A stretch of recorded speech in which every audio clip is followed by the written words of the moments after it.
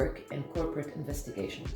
I always wanted to join the army, and when I was 15 I signed up to the military police, which wasn't what I wanted to do. The recruiting sergeant convinced me to do that.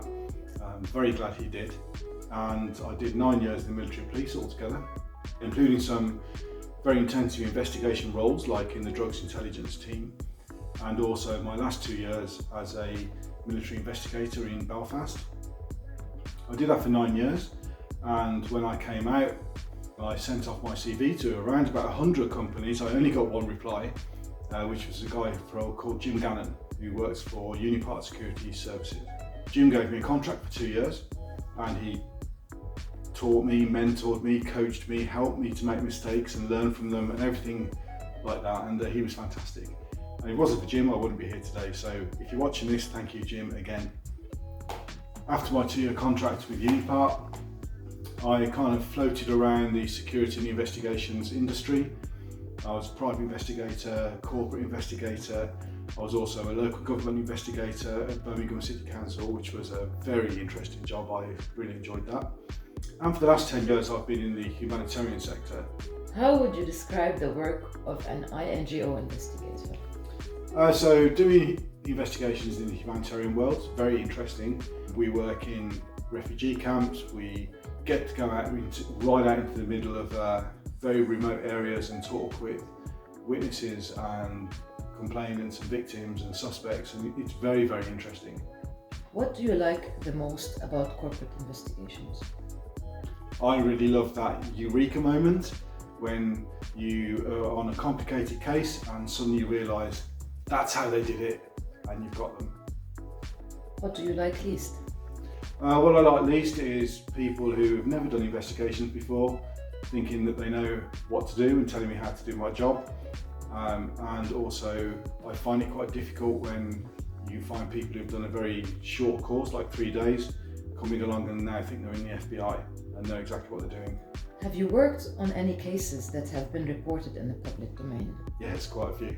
So I did quite a large vote rigging investigation in the UK, which resulted in the arrests of quite a few councillors, and that was handed over to the police prosecution. I also did a very highly publicised case where the head of loss prevention was committing fraud, and I investigated that, and he got 2.5 years in prison.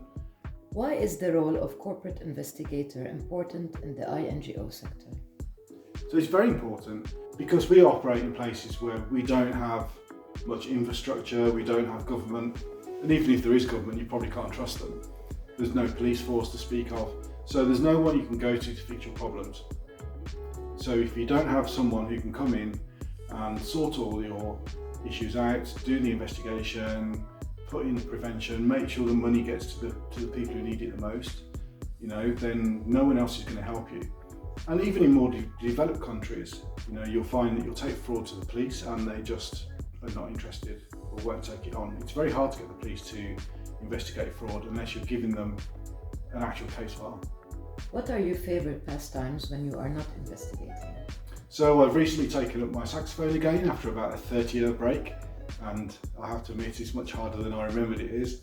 And I really love riding my motorcycle with my friends. We do a lot of long distance touring around Europe.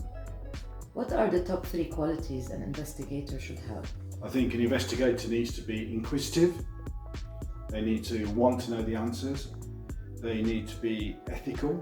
So you need to be able to conduct your investigations in the best way possible. And they also need to be adaptable, because no investigation ends up like you planned it. What educational or training background do you think investigators should have? So I think there's some pretty good courses out there at the moment which you can go on, which will give you a good in-depth knowledge of investigations. But the main thing I think investigators need is doing interviews. So interview skills, knowing how to do interviews with different people, and how to take a statement. Pretty much everything else can be learned on the job. What's your advice to people starting out in a corporate investigations career? Find yourself a mentor. I think that's the most important thing. It certainly helped me.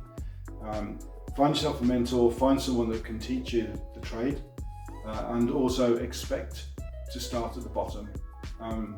you need to make your own mistakes, you need to learn from those mistakes, and you need to also be able to look at a problem and identify it quickly. Why did you join the Association of Corporate Investigators? So I was looking for an organisation of my peers.